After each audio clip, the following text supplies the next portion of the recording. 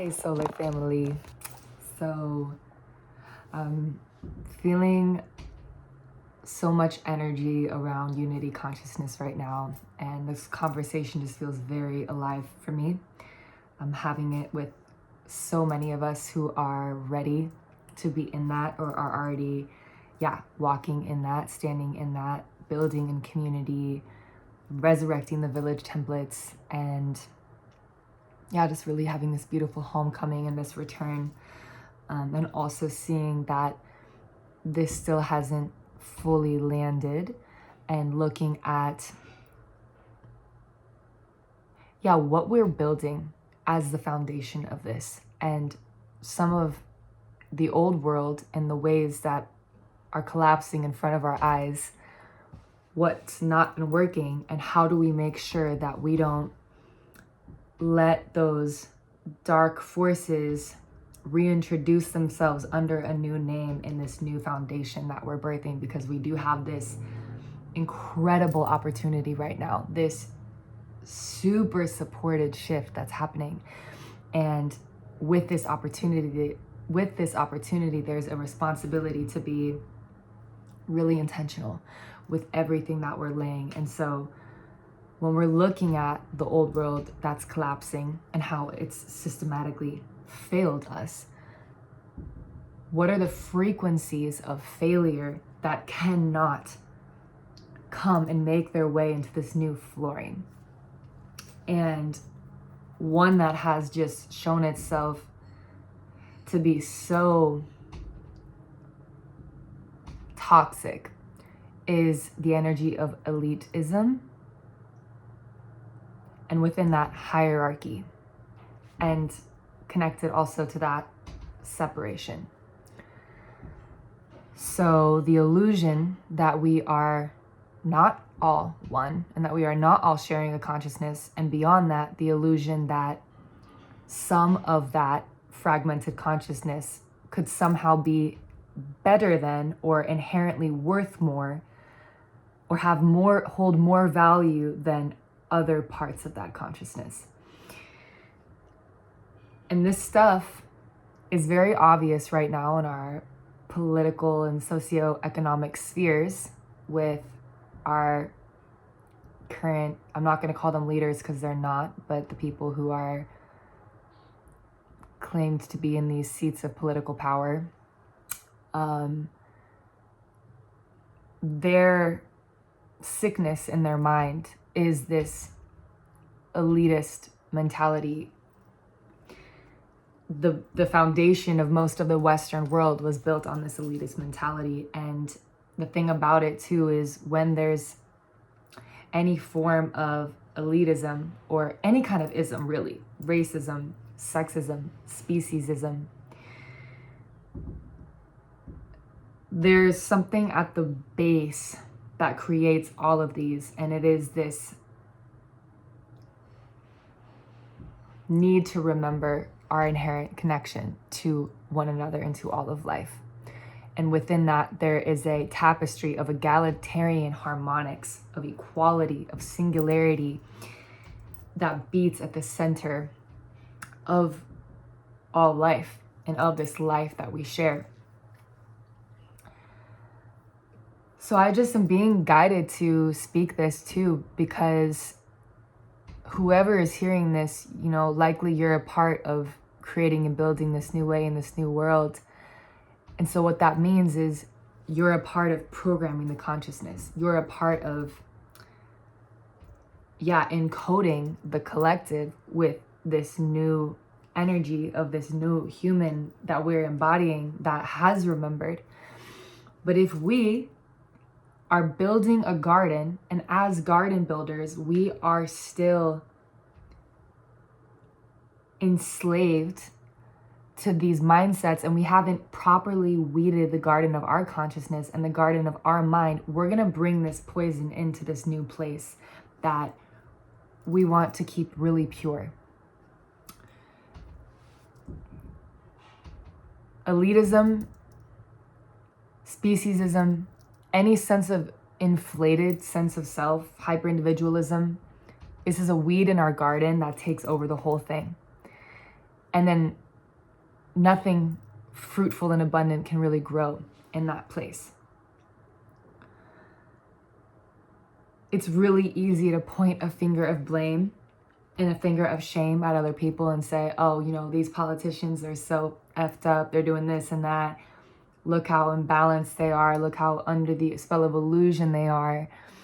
It's much harder to go within and say, and where am I still operating under some of the same distortion and illusion? Where do I still feel maybe better or worse than other people? Where am I still subscribing to these unspoken hierarchies within myself, within these oppressive systems, and the way that I might have internalized them? For so long as any living thing thinks itself superior to any other living thing, we will not be able to exist in equality and in harmony and in unity. Everybody's voice deserves to be heard. Everybody's life matters. There is no living creature, no winged one, no four-legged thing, no two-legged thing that has less value or potency. I've been brought into humbled and loving correction around this in so many ways, and I'll vulnerably share and use myself as an example to maybe encourage you to go in your own self and do this work. But you know, one way that I've watched this happen in myself is, and this is we're talking about like dehumanization is what's happening actually when we get into this state of thinking ourselves better than another. With my own family, with my own parents, because I feel like, you know, I've evolved into this place spiritually or emotionally, or even like with my morality, thinking, oh, myself is superior to them. And maybe also some of that is a backlash of the oppression that I experienced in my childhood because, oh, you're just a child, what do you know? Your voice means less. Your opinion means less. Ageism. So also some of our internal superiority is actually the ego's false defense mechanism to help us feel some sense of power. But none of this is rooted in true power, because true power comes from God, and God is one and living in all of us.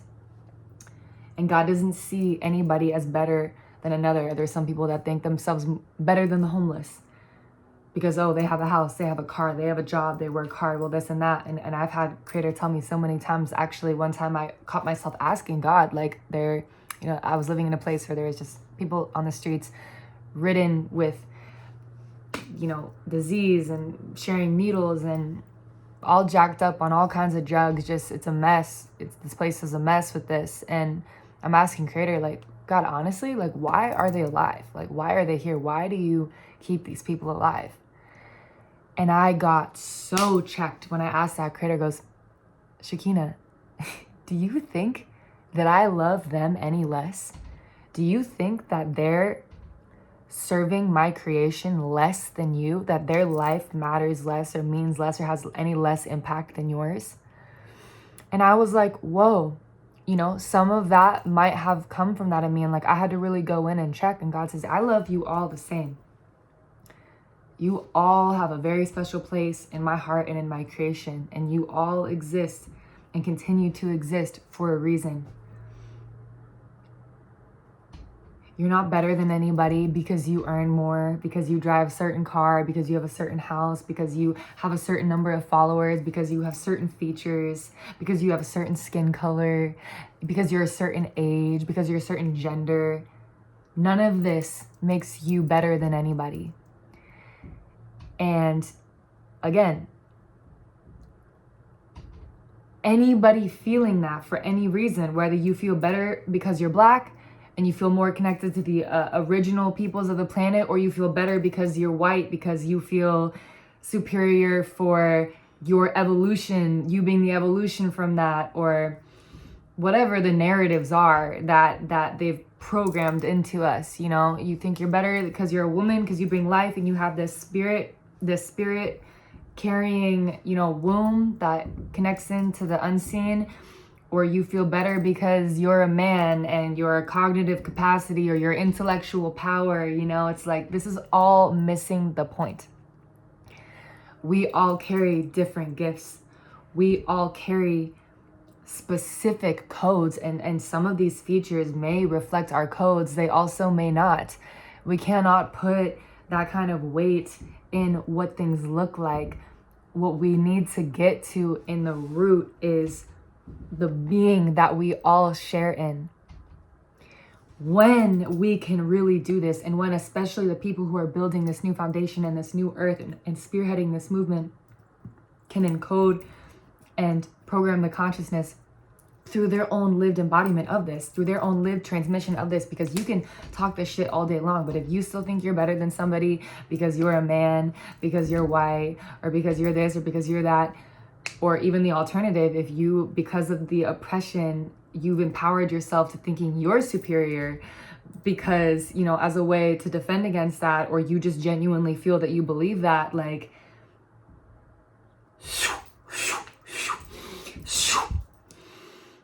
I just pray that out the field of your life. I pray that out of the field of your consciousness and mine too, and all of us. I pray that God continues to sweep us all really, really deep, and that those weeds need to be upped and outed and removed, because they're not in truth. And this garden and its fruit and its abundance must be rooted in truth for it to last and sustain and truly nourish the loving beings and creators and species that we are, and to truly exist in harmony, which is what we want. And that's why you see even the people that think they're winning in these oppressive systems, the people that seem to be having the privilege, they're the ones that are the most destroyed and destructive. Nobody wins in this. Nobody wins with hierarchy. Nobody wins with elitism. Nobody wins with any kind of isms. And again, these people who are dying off, this old world that's destroying itself and eating its own tail, like, we don't really have to worry so much about changing those people's minds. They're literally in the middle of killing themselves right now. They're in a process of offing themselves. But for those of us who are building over here, we ought to watch out for this in ourselves, because I am seeing this happen in so many new age, proclaimed new earth communities. This hierarchy has repackaged itself, and it's really sneaky the way that it comes in. And now it has the right language to guise itself and the right things to say to create, you know, justification and confusion. But you can feel it. You can fucking feel when somebody is elevating themselves above others. You can feel when they're needing to maintain that position of false power and that sense of elevation, because they're constantly sourcing. And if we're sensing that, we as a people get to choose. No, you don't get to be in a position of leadership because you are not a trusted leader, and we're not putting you on this pedestal. We choose who we pedestalize. And that's really the point, is like, we cannot pedestalize people at all, even if they're good leaders, because even the good leaders are humans and they're going to fall. And so there's no pedestals. There's only falling when there's pedestals. What there is a shared understanding that what we are all sourcing guidance from, what we are all sourcing power from, sourcing matter from, is a generous, benevolent, loving, altruistic, ever-giving source that we are all here to serve. And we are all here to synchronize with the wisdom of that thing and humble ourselves to the wisdom of that thing, to merge with the wisdom of that thing. And in that now Melisai hive mind shared consciousness, there's not all this distortion. There's not this, oh, these people have all this food, all this housing, all this, and these people don't have anything to eat. Oh, these people have all these clothes, all this fucking alpaca fur, all this, that, and these people have nothing. No, it's balance is restored. We can feel like as if we're one body. I'm not going to cut this arm off so that if I eat more food and more bulk goes to this arm. I wouldn't do that to my body. Does that make any sense? Right? And so we can't do that if we realize that we're all one body. And if a part of our body, trees do this, you know, underground. If a tree is needing nutrients, the other trees send it nutrients through the network underground. If a part of our body is hurting, the blood cells rush to it and say, let's heal this. Let's nourish that. Let's, you know, get that back to its prime operation. So when we see a person that's suffering on the street, when we see a person that isn't well, if we see a person that's hungry and we look at it and say, oh, let's just cut it off. Is that what you would do with your own body? No, you wouldn't do that. And yes, it takes energy. Yes, it takes effort. Yes, it takes patience, but that's you. That person is you. There's no separate you. Surprise. And it's confusing because we're human and we are individuals and we do have this kind of, you know, there is duality. There are these principles of polarity, but if they're existing without the integrated understanding of this middle path that we have to walk with all of these things that seem sometimes not even just in opposition, but sometimes separate. If we're missing that, then we'll fall into one side or the other and continue to perpetuate this divide, which again, it just doesn't work for anybody. The people who think they're at the top, they have to constantly keep sourcing false senses of validation, throwing themselves deeper into imbalance and convincing themselves of this lie that they're living on. That's exhausting.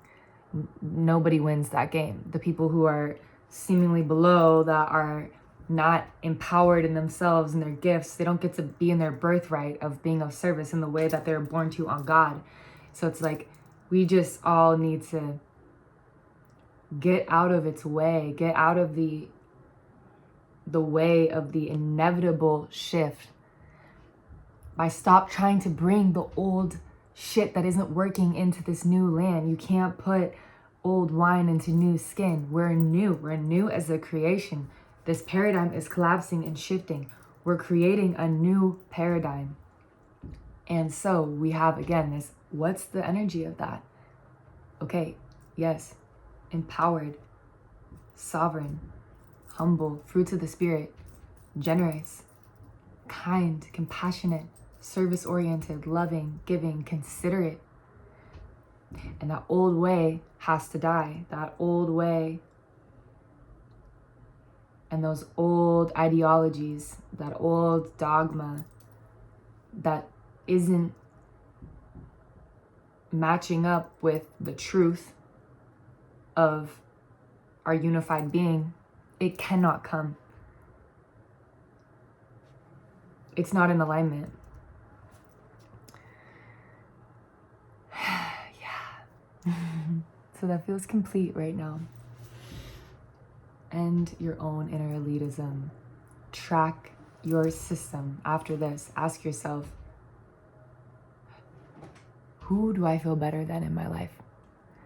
Do I feel better than my partner? Do I feel better than these politicians? Do I feel better than my parents? Do I feel better than my child? Do I feel, you know, and be really honest with yourself and gentle with yourself in this process, because that's a tough look, but you gotta have compassion, you gotta have forgiveness, and you gotta believe that you can change and be changed and transformed from the inside out and be new and be different, because this is a new game we're gonna start playing. This requires a new version of us that's empowered in our sovereignty, and that understanding that true power comes from our connectedness.